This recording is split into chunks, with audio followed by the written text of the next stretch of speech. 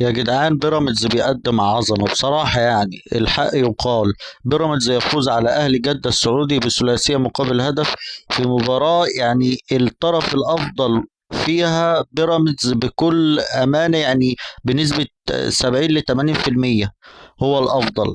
بيراميدز عمل ملحمة في ماتش، يعني أنا بقول هنا للأهلاوية، يعني أنتوا كنتوا بتعملوا الكلام ده. أنا بقول أنا كأهلاوي كنا بنعمل الكلام دوت وبنتكلم عليه ان هو شيء عظيم جدا، فلازم ندي بيراميدز حقه بصراحة. يعني بيراميدز يعني فريق لسه معمول بقاله مثلا 10 سنين مثلا، يعني او اقل من كده.